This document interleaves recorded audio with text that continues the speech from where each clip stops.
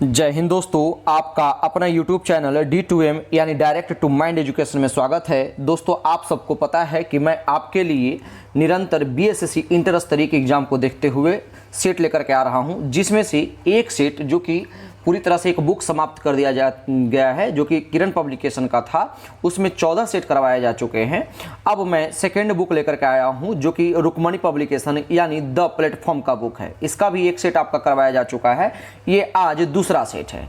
वैसे कैंडिडेट जो मेरे चैनल से पहली बार जुड़ रहे हैं, वो चैनल को सब्सक्राइब कर ले और बेल आइकन को दबा ले। इससे क्या होगा कि मैं जो भी वीडियो अपलोड करूंगा, आपको सबसे पहले नोटिफिकेशन मिलेगा और आप क्वेश्चन को देख सकते हैं। इस सेट में जो भी है वो लगभग 75 क्वेश्चन है, और जिसमें 50 क्वेश्चन जीके जीएस से है, और जिसमें करंट अफेयर भी मेंशन है, और लगभग 25 क्वेश्चन जो है वो प्योर आप ये कह ले कि साइंस का क्वेश्चन है। तो साइंस के बेसिस से भी, यानी जो एसएससी जीडी का प्रिपरेशन कर रहे हैं या जो टीचर के भी प्रिपरेशन करने वाले कैंडिडेट हैं, वो भी इस वीडियो को देख सकते हैं। काफ़ी ज़्यादा फायदेमंद होगा। तो आइए हम एक एक करके प्रश्न को देखते हैं और उसका हम सॉल्यूशन बहुत ही अच्छे तरीके से करेंगे। तो प्रश्न संख्या हम देखेंगे। प्रश्न संख्या 1 क्या कहता है? कहता है कि खानवा का युद्ध क्या है? खानवा का युद्ध किसके और राणा संगा के बीच में लड़ा गया था? तो इसका जो ऑप्शन दिया हुआ है शाहजहां, औरंगजेब, बाबर और जहांगीर। तो इसका जो करेक्ट आंसर क्या हो जाएगा? ऑप्शन नंबर 3, बाबर और राणा संगा के बीच में लड़ा गया था। थोड़ा बाबर से संबंधित कुछ युद्ध के बारे में जान ले, और ये जान ले कि खानवा का युद्ध हुआ कब था। तो खानवा का युद्ध जब हुआ था दोस्तों, कब हुआ था? 17 मार्च 1527 ईस्वी को। ठीक है। वैसे अगर बाबर जो है वो मुगल साम्राज्य का संस्थापक था, ये भी आप जानते हैं। और दूसरी नंबर बात मैं आपको बता दूं कि बाबर के द्वारा लड़ा गया जो इंपॉर्टेंट युद्ध था वो कौन कौन था, इस चीज को ध्यान में रखेंगे।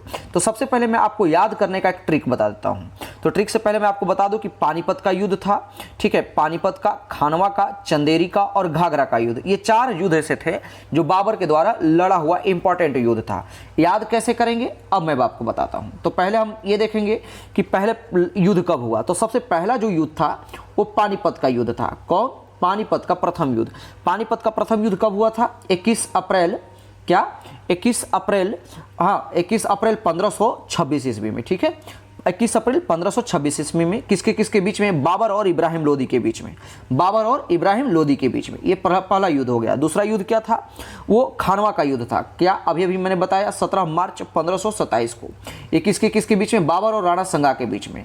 अगला पॉइंट था इसके लिए कि अगर कौन सा? चंदेरी का युद्ध। क्या है एक दोस्तों? चंदेरी का युद्ध था, ये ध्यान में रखेंगे। तो चंदेरी का युद्ध कब हुआ था?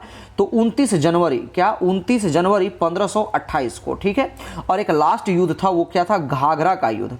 तो घाघरा का युद्ध कब हुआ था? ये 6 मई 1529 को। ठीक है। ध्यान में रखेंगे। आपको एक ट्रिक के माध्यम से आपको मैं इसको बता दूं कि आपको याद कैसे रखना है। बेहद ही इंपॉर्टेंट ट्रिक है, आप इसको याद कर लीजिए। ठीक है। आप कभी भूलेंगे नहीं कि युद्ध किसके बाबर के द्वारा कौन कौन सा लड़ा गया था और सबसे पहले कौन लड़ाया गया था, क्योंकि आपको मैच कराने में क्वेश्चन दे सकता है। तो जैसे याद रखेंगे, 26 में पानी पिया। क्या? 26 में पानी पिया। 26 का मतलब 1526। 26 में पानी पिया।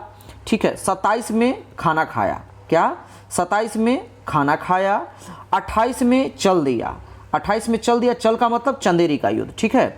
29 में घर गया। 29 में घर गया। 29 मतलब 1529 में घाघरा का युद्ध। और 30 में मर गया। क्या दोस्तों? 30 में मर गया। भूलेंगे नहीं, उम्मीद करते हैं। एक बार फिर से रिदम में बोल ले। 26 में पानी पिया, 27 में खाना खाया, 28 में चल दिया, 29 में घर गया और 30 में मर गया। इससे आपको जो है वो आपका बाबर का चारों युद्ध क्लियर हो जाएगा। उम्मीद करते हैं कि आपको कॉन्सेप्ट क्लियर हो गया। तो इसका जो करेक्ट आंसर क्या हो जाएगा? Option number 1। अगला प्रश्न देखेंगे। कहते हैं कि औरंगजेब ने यानी कब टाइम पूछ रहा है कि अवधि के दौरान मुगल साम्राज्य पर शासन किया था। तो इसका जो करेक्ट आंसर हो जाएगा ऑप्शन नंबर 3, 1658 से लेकर के 1707 ईस्वी के बीच में जो है ये औरंगजेब मुगल के साम्राज्य के स्थापना मतलब शासन किया था। इस चीज़ को ध्यान में रखेंगे। औरंगजेब एकमात्र ऐसा व्यक्ति था, ऐसा साम्राज्य था, राजा था, जिन्होंने राजाभिषेक 2 बार करवाया। ठीक है। कितने बार करवाया था? राजाभिषेक 2 बार करवाया था। एक तो बताया जाता है कि जुलाई 1658 में, जुलाई 1658 में यानी आगरा में। ध्यान में रखेंगे, जुलाई 1658 आगरा में। और दूसरा जून 1659, जो कि 1659 कहाँ? दिल्ली में। एक जुलाई 1658 आगरा में, दूसरा जून 1659 दिल्ली में। ठीक है। इस चीज़ को ध्यान में रखेंगे। अगर आपसे पूछ दे कि औरंगजेब के गुरु का नाम क्या था, तो औरंगजेब का जो गुरु का नाम था दोस्तों, वो क्या नाम था? मीर मुहम्मद। क्या नाम था? मीर मुहम्मद। आप भूलेंगे नहीं, इस टाइप के आपको क्वेश्चन पूछ सकता है। ठीक है, उम्मीद करते हैं कि आपको कॉन्सेप्ट क्लियर हो गया होगा। अगला प्रश्न देखेंगे, क्वेश्चन नंबर 3 क्या कहता है? 3 नंबर प्रश्न कहता है कि यूएस यानी यूनाइटेड स्टेट्स का राष्ट्रीय खेल कौन सा है? तो इसका जो करेक्ट आंसर हो जाएगा ऑप्शन नंबर 2, बेसबॉल। अच्छा, बेसबॉल की जो सबसे पहले कहाँ खेला गया था और कब खेला गया था? तो बेसबॉल की जो शुरुआत थी दोस्तों वो इंग्लैंड में। कब? इंग्लैंड में 1846 ईस्वी में खेला गया था। इस चीज को ध्यान में रखेंगे। अगला प्रश्न क्या है दोस्तों? अगला प्रश्न है, भारतीय संविधान के निम्नलिखित अनुच्छेदों में से कौन सा राष्ट्रीय अनुसूचित जाति आयोग से संबंधित है? तो इसका जो करेक्ट आंसर हो जाएगा ऑप्शन नंबर 4, अनुच्छेद 338। ठीक है, तो अब बाकी हम देख लेते हैं। जो अनुच्छेद 338 है वो राष्ट्रीय अनुसूचित जाति से आयोग से संबंधित है। इस चीज़ को ध्यान में रखेंगे। बाकी इसमें हम थोड़ा सा देख ले कि इसमें और इम्पॉर्टेंट फैक्ट आपको मैं बता दूं कि तो 350 की जिक्र करते हैं। तो 350 क्या कहता है? कहता है कि कोई भी व्यक्ति अपने परेशानियों को, क्या कोई भी व्यक्ति अपने परेशानियों को यानी शिकायत को उस समय इस्तेमाल होने वाली राजभाषा में आवेदन दे सकता है। ठीक है, इसके बाद 343 में तो हमारा क्या है, राजभाषा का जिक्र किया गया है। जबकि 347 क्या कहता है? यह कहता है कि अधिकृत भाषा का उपयोग जो है वो किया जाएगा, यानी जो भाषा अधिकृत है उसका उपयोग 347 के तहत किया जाएगा। तो उम्मीद करते हैं कि ये भी कॉन्सेप्ट क्लियर हो गया होगा। तो 4 का करेक्ट आंसर क्या होगा? Option number 4। अगला प्रश्न देखेंगे दोस्तों, क्वेश्चन नंबर 5 क्या कहता है? 5 कहता है कि भारत की आकस्मिकता निधि का संरक्षण कौन होता है? तो अगर आप मेरे चैनल को नहीं देखे हैं ना, तो पहले चैनल को देखिए, सॉरी चैनल को बोलते हैं, पहले सेट को देखिए, यानी ठीक मैंने जो प्लेटफॉर्म का कल सेट करवाया है उसको आप देखिए। एक क्वेश्चन सेम टू सेम आपको घुमा करके पूछ दिया है। तो आकस्मिकता निधि का संरक्षण कौन होता है? तो आंख बंद करके मारिए, इसका करेक्ट आंसर क्या हो जाएगा? ऑप्शन नंबर 2, राष्ट्रपति। यानी अनुच्छेद 267, क्या अनुच्छेद 267 के तहत सांसद को आकस्मिकता निधि का स्थापित करने के पहले तो शक्ति प्रावधान है। ठीक है, और जिसका संरक्षण कौन होता है? राष्ट्रपति होता है। कभी भी देख लीजिए, आपको मैं बता दूं कि आकस्मिकता निधि से पैसा निकालने के लिए कभी भी संसद से इजाजत लेने की जरूरत नहीं होती है। ध्यान में रखेंगे। एक और पॉइंट हम जान ले कि आकस्मिकता निधि की जो पहले प्रावधान राशि थी वो 500 करोड़ थी। कितनी थी? 500 करोड़। लेकिन 2021-22 में इसकी जो राशि हो गई वो 30,000 करोड़ हो गया। कितना? 30,000 करोड़ का प्रावधान कर दिया गया है। इस चीज को ध्यान में रखेंगे। तो इसका करेक्ट आंसर क्या हो जाएगा? Option number 2। अगला प्रश्न देखेंगे, क्वेश्चन नंबर 6 क्या कहता है? कहता है कि भारतीय राष्ट्रीय कांग्रेस का लाहौर अधिवेशन कब आयोजित किया गया था, जहां बैठक में उपस्थित सभी ने 26 जनवरी को स्वतंत्रता दिवस के रूप में मनाने का संकल्प लिया था? तो इसका जो करेक्ट आंसर हो जाएगा ऑप्शन नंबर 2, 31 दिसंबर 1929 को। अच्छा, इसके बारे में जान ले तो 26 जनवरी 1930 को संपूर्ण भारत में सर्वप्रथम स्वाधीनता दिवस मनाया गया था। इस चीज को ध्यान में रखेंगे। ठीक है, कौन? अच्छा, इसकी अध्यक्षता किसने की थी? तो पंडित जवाहरलाल नेहरू ने। किसने? लाहौर अधिवेशन की अध्यक्षता किसने की थी? पंडित जवाहरलाल नेहरू ने। इस चीज को ध्यान में रखेंगे। अगला प्रश्न है दोस्तों, क्वेश्चन नंबर 7 क्या कहता है? कहता है कि जिन्होंने भारत में लोगों यानी एक आर्थिक योजना तैयार की वो कौन थे? यानी कौन थे जिन्होंने आर्थिक योजना का तैयार किया? तो इसका जो करेक्ट आंसर हो जाएगा ऑप्शन नंबर 1, एम.एन. राय। ये VVI क्वेश्चन है, ध्यान में रखेंगे। वैसे तो सारा क्वेश्चन अब आपका प्रैक्टिस के लिए है, तो जितना आप पढ़ेंगे उतना ही बेहतर होगा। तो 7 का करेक्ट आंसर हो जाएगा ऑप्शन नंबर 1, एम.एन. राय। अच्छा, कब ये जो एम.एन. राय जो जन योजना यानी आर्थिक योजना कब बनाया था? तो इसका जो 1945 ईस्वी में। कब? 1945 ईस्वी में। अच्छा, एक और पॉइंट हम थोड़ा सा जान ले कि भारत में पहली आर्थिक जनगणना कब हुई थी? तो आर्थिक जनगणना का जब भी जिक्र करें तो आप 1977 लगाएंगे। ठीक है, क्या लगाएंगे? 1977। ये सब जो भी मैं फैक्ट बता रहा हूं ये बहुत बहुत इंपॉर्टेंट है ना, इसको आप नोट कर लीजिए। ये तो आर्थिक जनगणना हो गया। अगर हम आपसे पूछ ले कि राष्ट्रीय नियोजन समिति का गठन कब हुआ, एक जो है वो राष्ट्रीय नियोजन समिति का गठन का बात आता है, तो इसका कब हुआ? तो 1938 में जो है वो राष्ट्रीय नियोजन समिति का गठन हुआ था। इस चीज को ध्यान में रखेंगे। एक इसमें जयप्रकाश नारायण का जिक्र आता है, थोड़ा सा मेरा नजर जा रहा है तो मैं आपको बता दूं कि जयप्रकाश नारायण ने भी जो है एक योजना प्रकाशित की थी। उस योजना का नाम क्या था? तो उस योजना का नाम था सर्वोदय योजना। अब आप मुझे कमेंट बॉक्स में बताएंगे कि सर्वोदय योजना का प्रारंभ कब किया गया था। इसका मुझे आंसर आप कमेंट बॉक्स में देंगे। अगला प्रश्न है क्वेश्चन नंबर 8। 8 कहता है कि संयुक्त राष्ट्र द्वारा पर्यावरण एवं विकास पर रीयूस घोषणा की मंजूरी कब दी गई? तो 8 का जो करेक्ट आंसर हो जाएगा ऑप्शन नंबर 1, 1992 में। इसी को हम रियो सम्मेलन के भी नाम से जाना जाते हैं, ध्यान में रखिएगा। अगला प्रश्न क्या है दोस्तों, क्वेश्चन नंबर 9 क्या कहता है? 9 कहता है कि यूएन पर्यावरणीय गतिविधियों का समन्वय करने वाला अंतर्राष्ट्रीय संगठन कौन सा है? तो इसका जो 9 का करेक्ट आंसर हो जाएगा ऑप्शन नंबर 4, क्या? UNEP, ठीक है, UNEP ध्यान में रखेंगे, यानी संयुक्त राष्ट्र पर्यावरण कार्यक्रम। ऐसे तो अगर हम यूएन का देखें तो टोटल 6 गतिविधियां हैं। कौन कौन, थोड़ा सा जान ले एक लाइन में। तो यूनिसेफ, संयुक्त राष्ट्र जनसंख्या कोष, संयुक्त राष्ट्र विकास कार्यक्रम जिसको UNDP भी कहते हैं, क्या कहते हैं? UNDP भी कहते हैं, और संयुक्त राष्ट्र पर्यावरण कार्यक्रम जो कि NEP है। इसके बाद संयुक्त राष्ट्र मानव अधिवास कार्यक्रम, और एक है विश्व खाद्य कार्यक्रम। तो इसका जो करेक्ट आंसर क्या हो जाएगा? Option number 4। अगला प्रश्न देखेंगे दोस्तों, क्वेश्चन नंबर 10 क्या कहता है? कहता है कि भारत के पूर्वी तट में ज्यादातर किस प्रकार की मिट्टी पाई जाती है? तो ज्यादातर जो है वो दोस्तों कौन सा? जलोढ़ प्रकार की मिट्टी पाई जाती है। जरा जलोढ़ के बारे में हम देख ले तो जलोढ़ में क्या क्या होता है? तो जलोढ़ मिट्टी में नाइट्रोजन और फास्फोरस, क्या? नाइट्रोजन और फास्फोरस जैसे तत्वों की कमी पाई जाती है। ठीक है, वैसे तो जलोढ़ मिट्टी बहुत ही उपजाऊ होती है, इस चीज को ध्यान में रखिएगा, लेकिन इसमें नाइट्रोजन और फास्फोरस जैसे तत्वों की कमी पाई जाती है। अच्छा, जलोढ़ मिट्टी कितने प्रकार के होते हैं? तो जलोढ़ मिट्टी जो है दोस्तों 2 प्रकार के होते हैं, एक जिसको बांगर कहते हैं, दूसरा खादर कहते हैं। अब बांगर क्या होता है, खादर क्या होता है, तो ये जान लीजिए। तो जो नया जलोढ़ मिट्टी होता है उसको हम खादर बोलते हैं, नया जलोढ़ मिट्टी को हम क्या बोलते हैं दोस्तों? खादर। जबकि पुराने जलोढ़ मिट्टी को हम क्या बोलते हैं? बांगर बोलते हैं। इस चीज को ध्यान में रखेंगे। अच्छा, हम इसको कैसे याद रखेंगे? प फॉर पुरानी, प फ ब भ में आ रहा है ना, तो प पुरानी, प के ब, प फ ब, प पुरानी बांगड़, प फ ब, प पुरानी बांगड़। आप ऐसे क्रिएट करेंगे। कभी कभी क्या होता है, कंफ्यूज हो जाते हैं। ये बोलता है कि कौन सी नई या पुरानी जो है जलोढ़ मिट्टी है, आपको ऑप्शन में खादड़ और बांगड़ दोनों बैठे रहेंगे। ठीक है, अब आपको उसमें से चूज करना है। तो पुरानी जब भी होगा तो बांगड़, और जबकि नई खादड़ जलोढ़ मिट्टी होगा। ठीक है, तो इसका जो करेक्ट आंसर क्या हो जाएगा दोस्तों? Option number 2।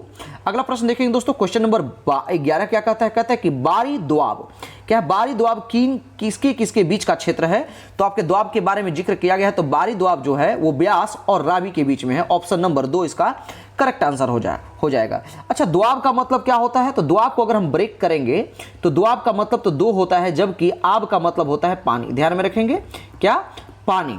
यानी आप ऐसे समझिए कि 2 नदियों के बीच में जो उपजाऊ भूमि होता है ना, जो 2 नदियों के बीच में जो उपजाऊ भूमि होता है उसी को हम दोआब क्षेत्र कहते हैं। ठीक है, अच्छा थोड़ा और हम जान ले, इंपॉर्टेंट अगर फैक्ट लिखना चाहते हैं तो उसको हम कुछ और लिख लीजिए कि सिंध नदी और झेलम नदी के बीच में कौन सा दोआब होता है? सिंध नदी और झेलम नदी के बीच में कौन सा दोआब होता है दोस्तों? तो सिंध सागर दोआब। क्या? सिंध सागर दोआब। ठीक है, सिंध नदी और झेलम नदी के बीच में। ठीक है, अच्छा झेलम नदी और चेनाब नदी के बीच में कौन कौन सा है, कौन दोआब है? तो झेलम और चेनाब नदी के बीच में क्या? जेच ध्यान में रखेंगे, जेच दोआब है। ठीक है, इस चीज को ध्यान में रखेंगे। इसके बाद चिनाब और रावी की अगर बात कर ले तो चिनाब और रावी के बीच में जो है दोस्तों कौन है? रेचना। चिनाब और रावी के बीच में जो है वो रेचना दोआब है। तो मैंने आपको दोआब क्षेत्र से संबंधित इतने सारे फैक्ट्स मैंने आपको बता दिया। उम्मीद करते हैं कि आपको ये क्लियर हो गया होगा। तो 11 का करेक्ट आंसर ऑप्शन नंबर 2। अगला प्रश्न देखें दोस्तों, क्या कहता है? क्वेश्चन नंबर 12 कहता है कोलकाता बंदरगाह किस नदी पर है? तो 12 का करेक्ट आंसर हो जाएगा ऑप्शन नंबर 1, हुगली नदी पर। अगला प्रश्न देखेंगे दोस्तों, क्वेश्चन नंबर 13 क्या कहता है? हाँ, 13वां प्रश्न कहता है दोस्तों, कहता है कि इनमें से कौन सा भारतीय राज्य उस शीर्ष 5 वन आच्छादित प्रदेशों में शामिल नहीं है? तो कौन है दोस्तों? तो इसका जो करेक्ट आंसर हो जाएगा ऑप्शन नंबर 4। अच्छा, टॉप पे कौन है? तो टॉप पे है मिजोरम। टॉप पे कौन है दोस्तों? मिजोरम। तो मिजोरम में है कितना परसेंट? तो 84.33% जो है दोस्तों ये इसमें वन आच्छादित है। इसके बाद अरुणाचल प्रदेश आता है, फिर मेघालय आता है, मणिपुर आता है, नागालैंड आता है। तो ये अनुच्छेद ये जो है वो ये वातावरण वाले प्रतिशत वाले के मामले में है। लेकिन अगर क्षेत्रफल की दृष्टि से बात करें तो क्षेत्रफल की दृष्टि में सबसे पहले आपको मध्य प्रदेश आ जाता है। क्षेत्रफल की दृष्टि से मध्य प्रदेश, फिर अरुणाचल प्रदेश, छत्तीसगढ़, उड़ीसा, महाराष्ट्र, पंजाब का कहीं कोई जिक्र नहीं। तो इसका करेक्ट आंसर क्या हो जाएगा? Option number 4। अगला प्रश्न देखेंगे, कहता है कि सिंधु और गंगा नदी प्रणालियों के बीच जल विभाजन पर कौन सा शहर स्थित है? तो इसका जो करेक्ट आंसर हो जाएगा ऑप्शन नंबर 1, अंबाला शहर। अगला प्रश्न है दोस्तों, क्वेश्चन नंबर 15 क्या कहता है? कहता है कि निम्नलिखित में से निम्नलिखित में से कौन सा त्योहार असम में मनाया जाता है? तो इस चीज को ध्यान में रखेंगे तो आपके दिमाग में आएगा, आप ढूंढेंगे कि इसमें बिहू नहीं दिया हुआ है, तो बिहू बिल्कुल नहीं होगा, बिहू तो है ही। तो इसमें कौन सा है? तो रोंगकर। क्या है? रोंगकर त्योहार जो है वो मनाया जाता है, वो कहां? असम में। ठीक है। इसके बाद मेघालय का अगर हम बात कर ले तो नोंगक्रेम जो है वो मेघालय का है, इस चीज को ध्यान में रखेंगे। जबकि चरोवा त्योहार जो है वो मणिपुर में मनाया जाता है। अगला प्रश्न देखेंगे दोस्तों, क्वेश्चन नंबर 16 क्या कहता है? 16 कहता है कि उस विकल्प का चयन कीजिए जिसके तीसरे पद के साथ वही संबंध है जो दूसरे पद के पहले पद से है। मतलब ये रीजनिंग का प्रश्न है, लेकिन इसको फिर भी देख लीजिए। जैसे रेडियो है तो आवाज है, तो टेलीविजन है तो क्या होगा? तो 16 का करेक्ट आंसर हो जाएगा ऑप्शन नंबर 4, चित्र दिखाएगा। अगला प्रश्न देखेंगे दोस्तों, 17 के बाद आपको जो है आपको डायरेक्ट आपको 41 नंबर प्रश्न आपको मिलेगा। वहां पर रीजनिंग का प्रश्न था। 41 नंबर प्रश्न क्या कहता है? ध्यान में रखेंगे। 41 नंबर प्रश्न कहता है कि निम्नलिखित में से कौन सा विलयन विद्युत का चालन नहीं होता है? कौन सा विलयन है जो विद्युत का चालन नहीं होता है? तो इसका जो करेक्ट आंसर हो जाएगा ऑप्शन नंबर 1, अल्कोहल और ग्लूकोज। ध्यान में रखेंगे कि अल्कोहल और ग्लूकोज जो है ये दोनों कार्बनिक यौगिक हैं। कैसे हैं? कार्बनिक यौगिक हैं। और सबसे बड़ी बात यहां पर यह है कि कार्बनिक यौगिक जो है वो विद्युत के कुचालक होते हैं। कार्बनिक यौगिक क्या होते हैं? विद्युत के कुचालक हैं। ठीक है, जिसके वजह से जो है ये विद्युत में चालन नहीं होते हैं। और भी अगर हम इंपॉर्टेंट जान ले फैक्ट्स तो क्या होता है? तो किसी भी यौगिक के विद्युत सुचालक होने के लिए किस चीज की आवश्यक है? तो उसमें यौगिक में मुक्त आयन का होना जो है बिल्कुल अति आवश्यक है। तो इसका करेक्ट आंसर क्या हो जाएगा? Option number 1। एक तो कार्बनिक यौगिक है, और कार्बनिक यौगिक हमेशा क्या होता है? विद्युत के कुचालक होते हैं।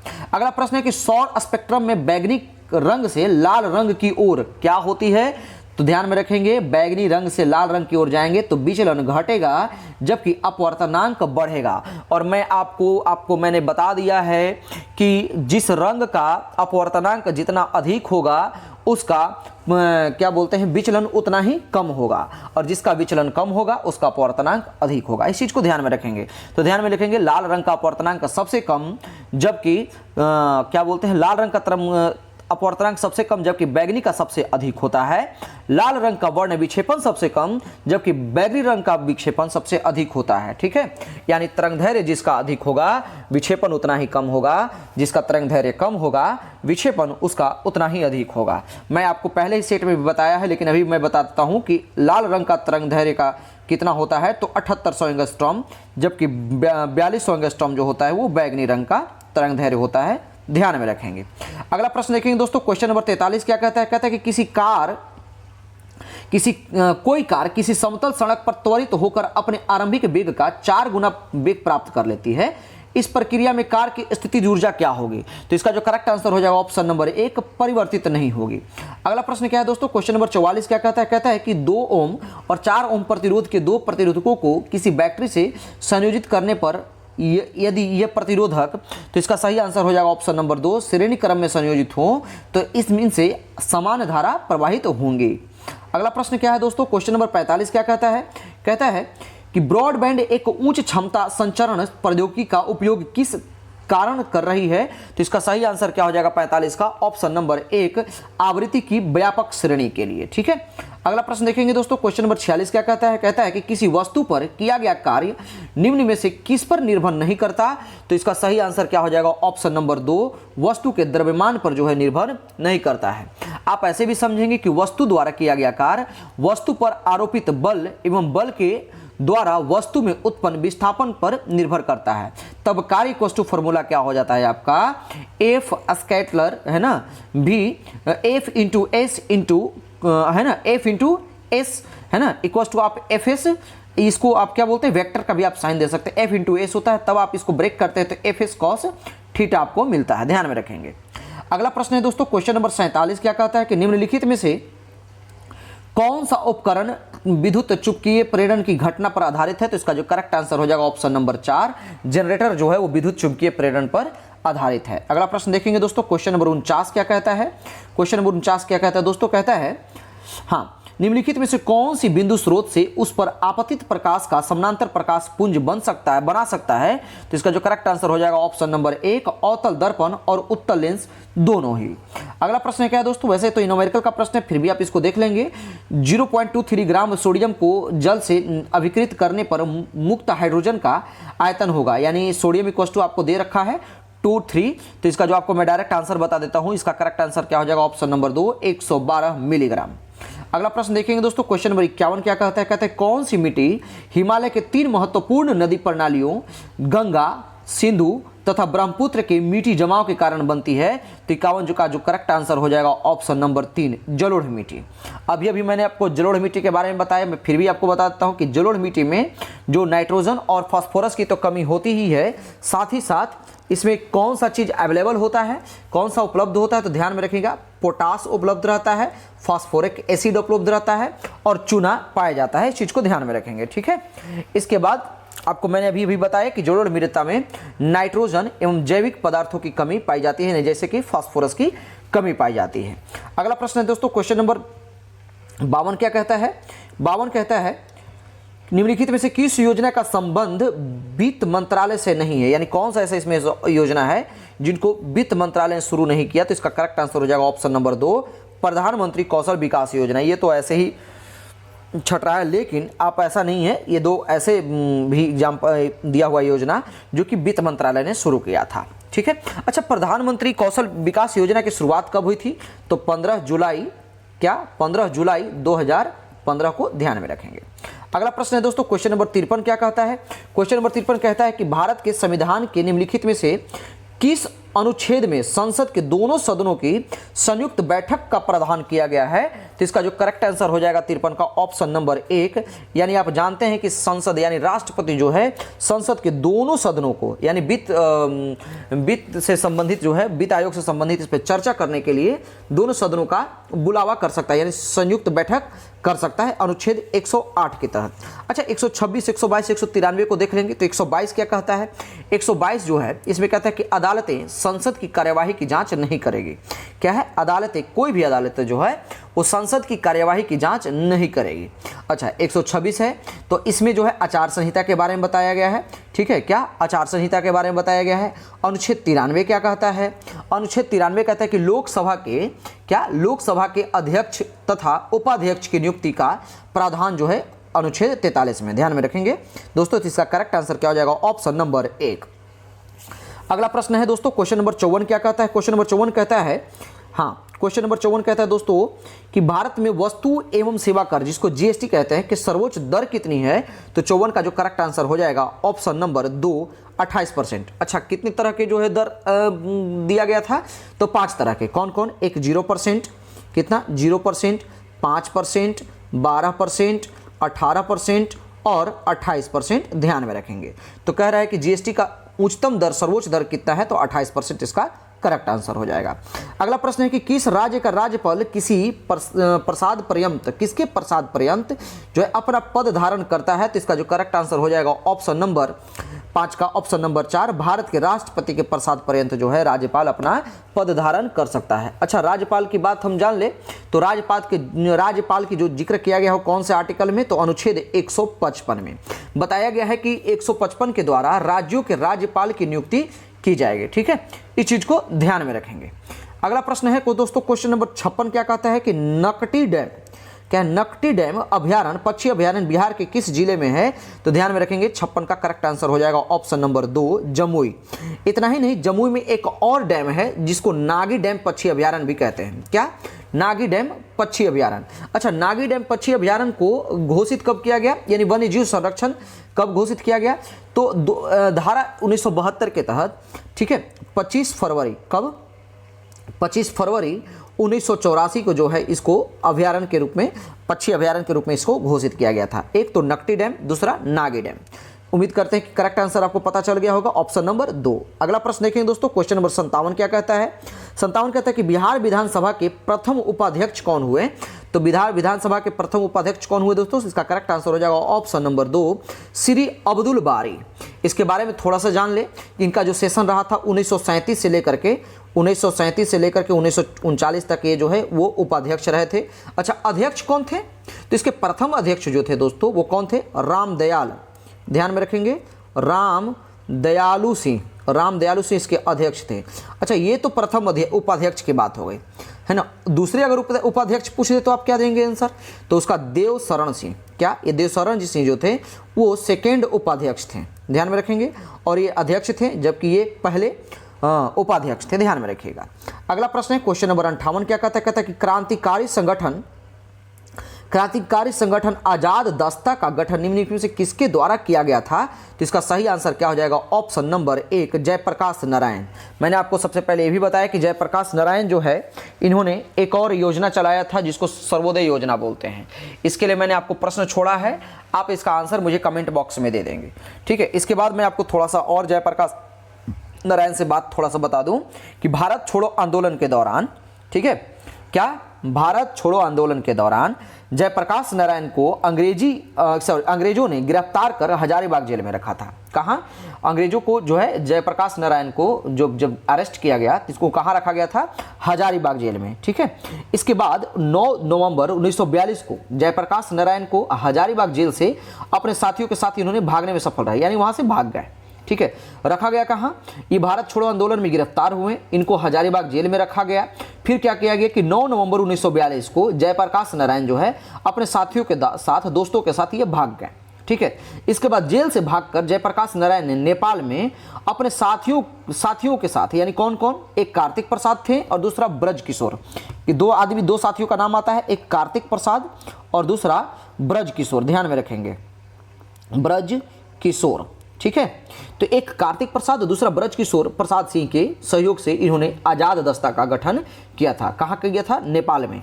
बहुत इंपॉर्टेंट पॉइंट है ये, कहाँ अगर आपसे पूछ देगा कि कहाँ गठन हुआ था तो आप भूलेंगे नहीं, नेपाल में गठन हुआ था, ठीक है, ध्यान में रखेंगे दोस्तों। तो इसका जो करेक्ट आंसर क्या हो जाएगा? Option number 1। अगला प्रश्न है क्वेश्चन नंबर 59 देखेंगे। 59 कहता है, हाँ 59वां प्रश्न कहता है निम्नलिखित में से कौन सा राष्ट्र बिमस्टेक संगठन का सदस्य नहीं है? तो 59 का जो करेक्ट आंसर हो जाएगा ऑप्शन नंबर 4 मालदीव। वैसे तो स्टार्टिंग में इसका नाम बिमस्टेक नहीं था बल्कि बिस्टेक था। क्या था? बिस्टेक, BISTEC, ठीक है, बिस्टेक था। लेकिन जब 6 जून, हाँ ध्यान में रखेंगे, ये बिस्टेक जो है बिमस्टेक 6 जून 1997 को यानी बैंकॉक की घोषणा के माध्यम से अस्तित्व में आया था। पहले इसका नाम क्या था? बिस्टेक नाम था। क्या नाम था? बिस्टेक, जो कि 6 जून 1997 को बना। अब बिमस्टेक में कौन कौन से देश थे? तो बांग्लादेश, भारत, म्यांमार, श्रीलंका, थाईलैंड, भूटान और नेपाल। बाद में कौन सा जुड़ा? तो बाद में जो जुड़ा वो म्यांमार जुड़ा, ठीक है। और जब म्यांमार यानी 22 दिसंबर, कब? 22 दिसंबर 1997 को म्यांमार जुड़ा और म्यांमार के जुड़ने के बाद इसका नाम बिमस्टेक हो गया। आप ऐसा नहीं समझेंगे कि बिमस्टेक जो है वो 7 अक्षर है तो 7 कंट्री है। इसका फुल फॉर्म कुछ और होता है। फुल फॉर्म क्या होता है? तो मैं आपको बता दूं कि बे ऑफ बंगाल, क्या बिमस्टेक का फुल फॉर्म देख लेंगे, बिमस्टेक, ठीक है। इसमें 7 ऐसे आप ट्रिक याद रखेंगे, 1 2 3 4 5 6 7 है, तो 7 इसमें कंट्री शामिल है। कौन कौन कंट्री है? तो बांग्लादेश है, इंडिया है, म्यांमार है, इसके बाद ध्यान में रखेंगे श्रीलंका है, इसके बाद फिर क्या है? थाईलैंड है, भूटान है और नेपाल है, ठीक है। इस चीज़ को ध्यान में रखेंगे। 5 तक तो क्लियर होता है, बाकी 2 आपको क्लियर नहीं होगा। तो इसका फुल फॉर्म हम देख लेंगे बिमस्टेक का क्या होता है। तो bay of Bengal initiative for multi sectoral technical and economic corporation. तो इसका जो करेक्ट आंसर क्या हो जाएगा? Option number 4। अगला प्रश्न देखेंगे दोस्तों, क्वेश्चन नंबर 61 क्या कहता है? क्वेश्चन नंबर 61 है, हाँ, किस देश के सर्वोच्च नागरिक पुरस्कार पद्म पुरस्कार को शुरुआत निम्नलिखित में से, माफ कीजिएगा, हाँ, निम्नलिखित में से शुरुआत में से किस वर्ष में की गई थी? तो 61 का जो करेक्ट आंसर क्या हो जाएगा दोस्तों? ऑप्शन नंबर इसका 3 करेक्ट आंसर हो जाएगा 1954 में। यानी पद्म पुरस्कार की शुरुआत कब की गई थी? 1954 में। हालांकि 1955 में जो है वो पद्म पुरस्कार को जो है ना पद्म विभूषण, क्या पद्म विभूषण, पद्म भूषण और पद्मश्री में बदल दिया गया। पहले केवल एक ही पुरस्कार था, वो पद्म पुरस्कार था, बाद में इसको 1955 में बदल दिया गया। अगला प्रश्न है क्वेश्चन नंबर 62 देखेंगे। निम्नलिखित में से किसने इन कस्टडी, क्या है? इन कस्टडी उपन्यास लिखा? तो इनका जो करेक्ट आंसर हो जाएगा ऑप्शन नंबर 4 अनीता देसाई। अनीता देसाई का एक और उपन्यास यानी सबसे पहला उपन्यास कौन था आपसे भी पूछ दे तो ध्यान में रखेंगे, क्राई द पीकॉक। क्या है? क्राई द पीकॉक, PICOC के, ठीक है, ध्यान में रखेंगे। पीकॉक, क्राई द पीकॉक इसका जो है इनका पहला उपन्यास था। अगला प्रश्न देखेंगे दोस्तों, क्वेश्चन नंबर 63 क्या कहता है? 63 कहता है कि प्रख्यात संगीतकार अरविंद पारिख, क्या है? अरविंद पारिख निम्नलिखित में से किस वाद्य यंत्र से संबंधित है, तो 63 का जो करेक्ट आंसर हो जाएगा ऑप्शन नंबर 1 सितार। अगला प्रश्न है किस राजवंश के शासन काल को भारतीय इतिहास का स्वर्ण काल कहा गया, तो इसका जो करेक्ट आंसर हो जाएगा वो 64 का क्या हो जाएगा ऑप्शन नंबर 3 गुप्त वंश के शासन काल को जो है वो भारतीय इतिहास का स्वर्ण काल कहा गया। अच्छा क्यों? क्योंकि इनके टाइम पे जो है ना कला और साहित्य जो है वो चरम सीमा पर थी, इस चीज को ध्यान में रखेंगे। अगर हम आपसे पूछ ले कि गुप्त साम्राज्य की जो शासन व्यवस्था थी वो कैसी थी, तो आप लगाएंगे राजतंत्रात्मक। क्या? राजतंत्रात्मक। जितना भी मुझे फैक्ट समझ में आ रहा है मैं आपको इंपॉर्टेंट व्यू से आपको बताते जा रहा हूं, इस चीज को फॉलो करेंगे। अगला प्रश्न देखिए दोस्तों, क्वेश्चन नंबर 65 क्या कहता है? कहता है कि वित्त विधेयक को प्रस्तुत करने के लिए कितने दिनों के भीतर संसद द्वारा पारित किया जाना चाहिए, तो इसका जो करेक्ट आंसर हो जाएगा ऑप्शन नंबर 1 65। इसके बारे में थोड़ा सा जान ले कि अगर वित्त विधेयक को पारित करने की प्रक्रिया की बात कर ले तो वित्त विधेयक को पारित करने की प्रक्रिया जो है अनुच्छेद 117 में किया गया है। क्या? किसमें है? 117 में। ठीक है। अच्छा धन विधेयक का परिभाषा किसमें है? तो आर्टिकल 110 में है। जबकि धन विधेयक से संबंधित जो है संयुक्त अधिवेशन कब बुलाया जाता है, तो आर्टिकल 108 के थ्रू बुलाया जाता है। अच्छा 108 अनुच्छेद 109 क्या कहता है, तो धन विधेयक की प्रक्रिया जो है 109 में है, इस चीज को ध्यान में रखेंगे। ठीक है। अगला प्रश्न देखेंगे दोस्तों, क्वेश्चन नंबर 66 क्या कहता है? कहता है कि 2011 की जनगणना के अनुसार भारत की साक्षरता दर कितनी है, तो इसका जो करेक्ट आंसर हो जाएगा ऑप्शन नंबर 3 74.04%। अगला प्रश्न है कृष्ण राज सागर बांध को किस नदी पर बनाया गया, तो इसका करेक्ट आंसर क्या हो जाएगा ऑप्शन नंबर 1 कावेरी नदी पर। कावेरी नदी कहां है? तो कर्नाटक, ध्यान में रखेंगे। यानी कृष्ण राज सागर बांध कहां है? कर्नाटक में।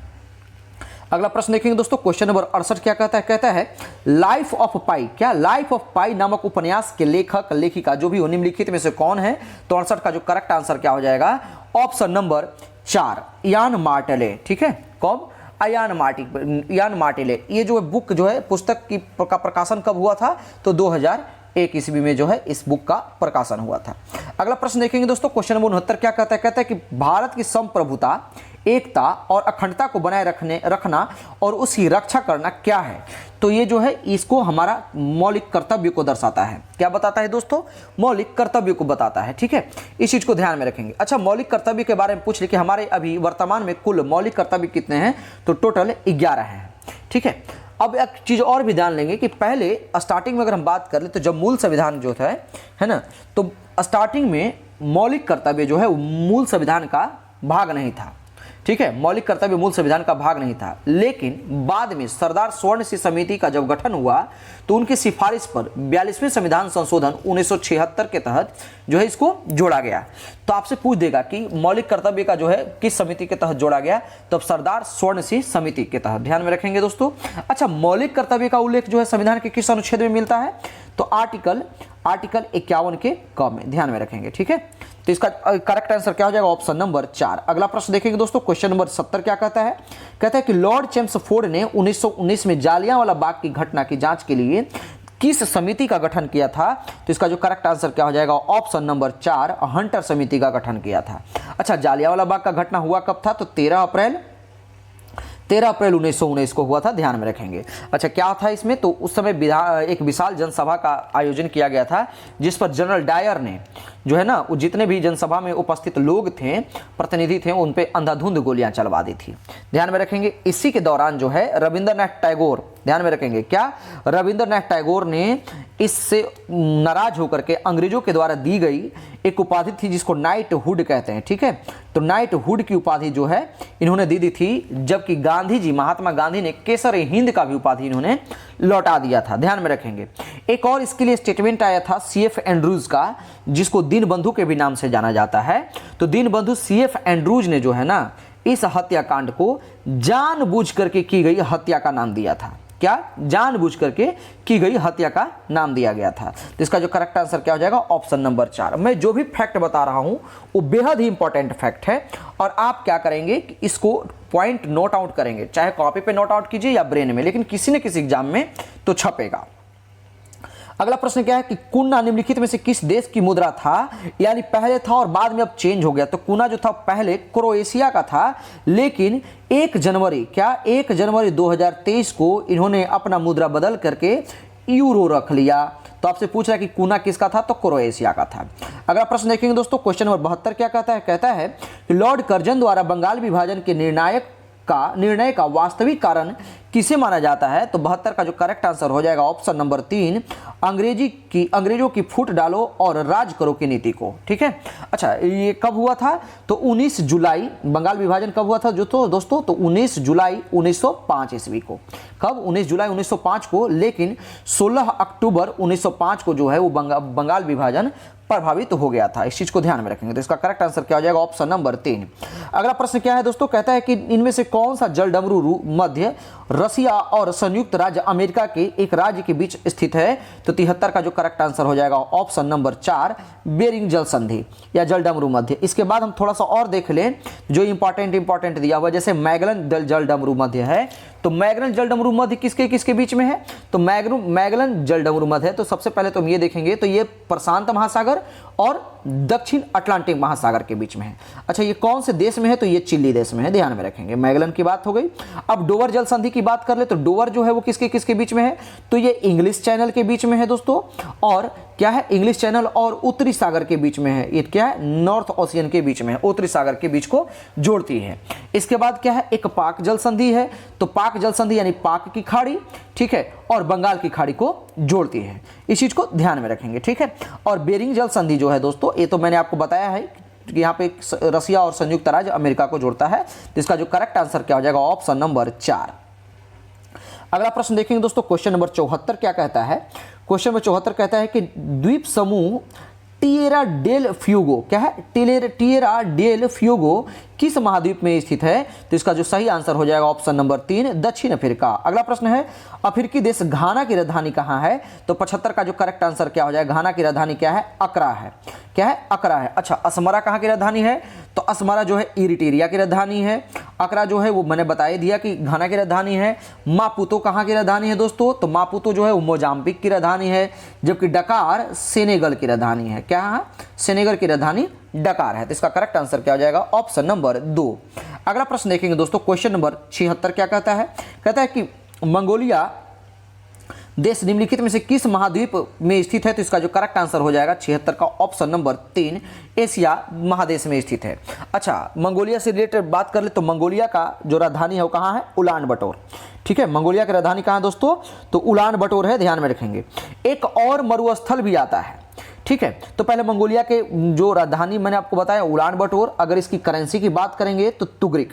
क्या करेंसी कौन सा है, तुगरिक। हम अब मैंने बता रहा हूं मैं आपको कि एक मरुस्थल भी है मंगोलिया को जो टच करता है, वो क्या है, गोबी मरुस्थल जो है ना, इसका अधिकांश भाग तो मंगोलिया में ही है, लेकिन ये चाइना में भी स्थित है, यानी मंगोलिया और चाइना दोनों में स्थित है। ठीक है, इस चीज को ध्यान में रखेंगे। तो इसका करेक्ट आंसर क्या हो जाएगा, ऑप्शन नंबर 3। ठीक है, अगला प्रश्न देखेंगे दोस्तों, क्वेश्चन नंबर 77 क्या कहता है, बिहार पंचायत राज अधिनियम कब पारित किया गया, तो इसका जो करेक्ट आंसर हो जाएगा ऑप्शन नंबर 4, 2006 में। अगला प्रश्न है, काम के बदले अनाज, क्या काम के बदले अनाज कार्यक्रम किस पंचवर्षीय योजना में प्रारंभ किया गया था, तो इसका जो करेक्ट आंसर हो जाएगा ऑप्शन नंबर 2, 5वीं पंचवर्षीय योजना। अच्छा इसका सेशन क्या था, तो 1974 से 78, ध्यान में रखेंगे। अच्छा पहली पंचवर्षीय योजना जो है किस मॉडल पर आधारित था, तो हैराड डोमर मॉडल पे। किस पे, हैराड डोमर मॉडल पे 51 से 56। दूसरा किससे था, तो ये पीसी महालोनोबिस पे। क्या है, पीसी महालोनोबिस मॉडल पे ये आधारित था।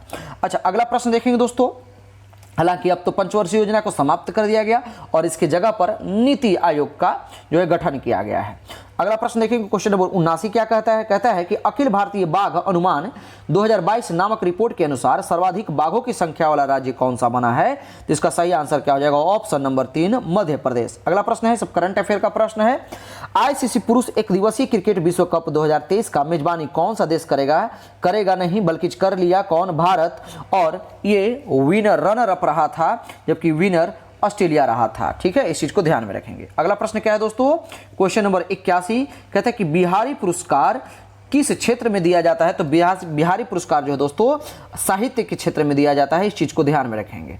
ठीक है, अच्छा किस फाउंडेशन के थ्रू, तो के बिरला फाउंडेशन के थ्रू। ठीक है, तो अगर हम आपसे पूछ ले कि के बिरला फाउंडेशन के द्वारा 32वां बिहारी पुरस्कार किसे मिला है, तब आपका आंसर क्या हो जाएगा, डॉक्टर माधव हाड़ा को ये जो है वो 32वां बिहारी पुरस्कार मिला है।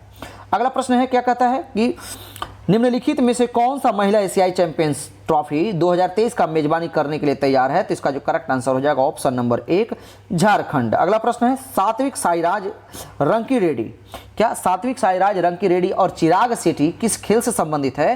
तो इसका जो करेक्ट आंसर हो जाएगा ऑप्शन नंबर 1 बैडमिंटन। अगला प्रश्न देखिए दोस्तों, क्वेश्चन नंबर 84 क्या कहता है?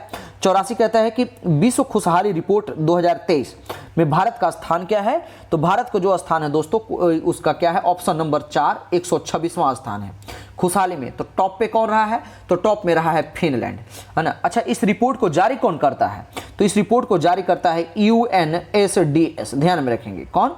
UNSDS, ठीक है, इस चीज को ध्यान में रखिएगा। तो इसका करेक्ट आंसर क्या हो जाएगा? Option number 4। अगला प्रश्न है क्वेश्चन नंबर 85 कहता है कि एक जिला एक उत्पाद, क्या एक जिला एक उत्पाद किस केंद्रीय मंत्रालय द्वारा प्रारंभ किया गया है? तो इसका जो करेक्ट आंसर हो जाएगा ऑप्शन नंबर 1 ग्रामीण विकास मंत्रालय के द्वारा। अगला प्रश्न है, इसके बाद आपको 101 नंबर प्रश्न मिलेगा। 101 नंबर प्रश्न कहता है दोस्तों, कहता है कि निम्नलिखित विषयों में से विकल्पों में से कौन सा उपधातुओं का गुणधर्म है? यानी कौन सा है जो उपधातुओं का भी गुणधर्म है? तो आप समझ लेंगे कि उपधातु क्या होता है, ये अर्धचालक तो होता ही है, ठीक है। तो अच्छा, कुछ हम उपधातु के बारे में आपको मैं बता दूं, ठीक है। तो उपधातु का जब भी जिक्र है तो थोड़ा सा 1-2 उपधातु का आप नाम रख लीजिए, जैसे आर्सेनिक, एंटीमनी और सिलिकॉन। इस तरह के जितने भी उपधातु हैं, ठीक है, इस चीज को ध्यान में रखेंगे। अब वैसे उपधातु होता क्या है? तो वैसे धातु है ना, वैसे तत्व आप ऐसे समझेंगे, ऐसे तत्व जिसमें धातु और अधातु दोनों के गुण उपस्थित होते हैं, ठीक है, उसको हम क्या कहते हैं? उपधातु कहते हैं।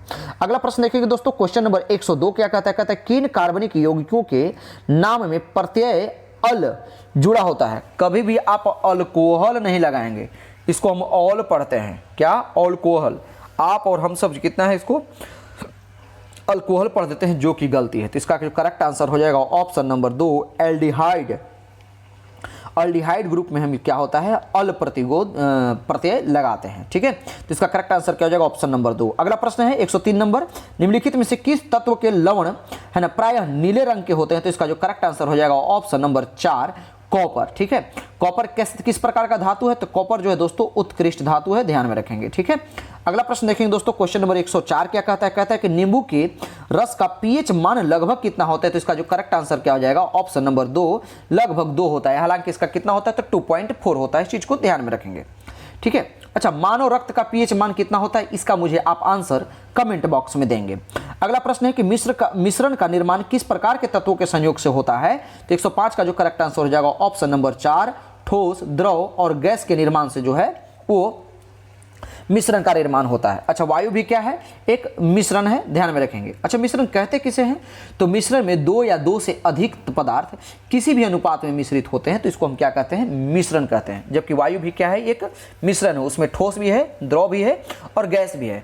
अगर आपको लगता होगा, जो नए नए कैंडिडेट प्रिपरेशन में लगे होंगे कि सर वायु मिश्रण कैसे है, तो आप कभी बाइक राइड करते होंगे तो आपके आंखों में क्या होता है कि पता नहीं कहाँ से चलता है, स्टोन पड़ जाता है, धूल डस्ट पड़ते हैं, तो ये सब सारे कहाँ है? ये मिश्रण का एग्जाम्पल आपको बताता है। अगला प्रश्न है क्वेश्चन नंबर 106 क्या कहता है? देख लेंगे।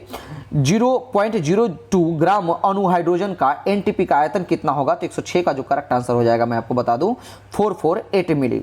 अगला प्रश्न है रासायनिक परिवर्तन के साथ होते हैं, यानी क्या होते हैं? तो नए प्रकार के पदार्थ का निर्माण, बिल्कुल सही। निकाय के एंथैल्पी में परिवर्तन, बिल्कुल सही। पदार्थ के रासायनिक गुणों में परिवर्तन, बिल्कुल सही। इसमें से चारों इसका करेक्ट आंसर हो जाएगा ऑप्शन नंबर 4। अगला प्रश्न देखेंगे दोस्तों, क्वेश्चन नंबर 108 क्या कहता है कि आवर्त सारणी में किसी तत्व की स्थिति उसमें मौजूद की संख्या पर निर्धारित होती है। तो क्या? तो उसके मौजूद होती है वो ऑप्शन नंबर इसका 4 करेक्ट आंसर हो जाएगा, प्रोटॉन की संख्या से निर्धारित होती है। ध्यान में रखेंगे। ऐसे भी किसी भी तत्व के नाभिक में क्या क्या होते हैं? तो न्यूट्रॉन प्लस प्रोटॉन उपस्थित होते हैं, इस चीज को ध्यान में रखेंगे। यदि कोई तत्व इलेक्ट्रॉन ग्रहण करता है तब वो क्या होगा? वो ऋणात्मकता बनेगा, जबकि रिलीज करेगा तो धनात्मकता बनेगा, इस चीज को ध्यान में रखेंगे। अगर ये भी जान ले कि किसी उदासीन परमाणु के लिए इलेक्ट्रॉन की संख्या प्रोटॉन की संख्या के बराबर होता है। कोई भी अगर उदासीन परमाणु हो, अगर उसका इलेक्ट्रॉन की संख्या जो होगा वो प्रोटॉन की संख्या के बराबर होगा, तो इसका जो करेक्ट आंसर हो जाएगा ऑप्शन नंबर 4। अगला प्रश्न है कि निम्नलिखित में से कौन सा रोग मच्छरों के द्वारा फैलता है? तो आप बिना देर किए हुए डायरेक्ट आंसर लगाएंगे ऑप्शन नंबर 1 फाइलेरिया, जिसको आप हाथी पांव के भी नाम से जानते हैं। ध्यान में रखेंगे, है ना। फाइलेरिया जो है किसको प्रभावित करता है? तो ये लिम्फ को प्रभावित करता है। किसको? लिम्फ को प्रभावित करता है। अच्छा, कौन सा? तो ये मादा क्यूलेक्स जो है मादा क्यूलेक्स के वजह से, काटने के वजह से फाइलेरिया रोग होता है। इस चीज को ध्यान में रखेंगे दोस्तों। तो इसका जो करेक्ट आंसर क्या हो जाएगा, ऑप्शन नंबर 1। अगला प्रश्न है क्वेश्चन नंबर 110, क्या कहता है, यदि मेढक टीडे को खा जाए तो ऊर्जा स्थानांतरण किस दिशा में होगा। तो इसका जो करेक्ट आंसर हो जाएगा ऑप्शन नंबर 3, प्राथमिक उपभोक्ता से द्वितीयक उपभोक्ता की दिशा में होगा। अगला प्रश्न है, कहता है कि छुई मुई का पौधा किस कुल का सदस्य है। तो इसका जो करेक्ट आंसर हो जाएगा ऑप्शन नंबर 3, मीमोसैसी। क्या, मीमोसैसी कुल का जो है ये पौधा है। अगला प्रश्न देखेंगे दोस्तों, क्वेश्चन नंबर 112 क्या कहता है। क्वेश्चन नंबर 112 कहता है दोस्तों, कहता है कि पेप्टिक वर्ण के जीवाणु का पता लगाने वाले वैज्ञानिक का नाम क्या था। तो वैज्ञानिक का नाम क्या था दोस्तों। तो इसका करेक्ट आंसर हो जाएगा ऑप्शन नंबर 4, यानी रॉबिन वॉरेन और बैरी मार्शल, ये दोनों। ठीक है, इस चीज को ध्यान में रखेंगे। अच्छा, पेप्टिक वर्ण क्या होता है। तो पेप्टिक वर्ण को ही जो है हम अल्सर के भी नाम से जानते हैं। पेप्टिक वर्ण को हम क्या, अल्सर के भी नाम से जाने जाते हैं। अच्छा, अल्सर क्या है। तो अल्सर एक प्रकार का डिजीज है। अल्सर क्या है, अल्सर एक प्रकार का डिजीज है जिसका इलाज हम गैस्ट्रोस्कोपी के द्वारा करते हैं। क्या, गैस्ट्रोस्कोपी के द्वारा किया जाता है इसका इलाज। ठीक है, ध्यान में रखिएगा दोस्तों। तो इसका जो करेक्ट आंसर क्या हो जाएगा, रॉबिन वारेन और बैरी मार्शल जो है इसका खोज किया था। अगला प्रश्न है क्वेश्चन नंबर 113 देखेंगे, किसी पारितंत्र में अपघटक जो है, इसका सही आंसर हो जाएगा ऑप्शन नंबर 2, जैव पदार्थ को अकार्बनिक रूप में बदल देते हैं। अगला प्रश्न देखेंगे क्वेश्चन नंबर 114 क्या कहता है, कहता है कि केब रोग का दूसरा नाम क्या है। तो केब रोग का जो दूसरा नाम है दोस्तों, इसका करेक्ट आंसर हो जाएगा ऑप्शन नंबर 4, रेटिकुलोएंडोथेलियोसिस। ठीक है, रेटिकुलोएंडोथेलियोसिस। ठीक है, इस चीज को ध्यान में रखेंगे। जनरली जो है ना, ये रोग वो मुर्गियों, बटेर, हंस तथा बतख, ये सब जो है इत्यादि में ये सब होता है, ध्यान में रखिएगा। ठीक है, एक प्रकार की ये वायरल डिजीज है। कैसा डिजीज है दोस्तों, ये वायरल डिजीज है। अगला प्रश्न है और आज के सेशन का ये लास्ट प्रश्न है, ध्यान में रखेंगे। हेपेटाइटिस ई के विषाणु किसके द्वारा स्थानांतरित होते हैं। तो 115 का करेक्ट आंसर हो जाएगा ऑप्शन नंबर 2, जल के द्वारा। उम्मीद करते हैं कि आपको सेशन पसंद आया होगा। अगर सेशन पसंद आए तो आप लाइक करें, शेयर करें और निरंतरता जो है हमारे सेट से जुड़े रहें। हम आपके सेट को कंटिन्यूअस रखेंगे, तब तक रखेंगे जब तक आपका एग्जाम खत्म नहीं हो जाता है। अगला सेट हम कल लेकर के आएंगे। धन्यवाद।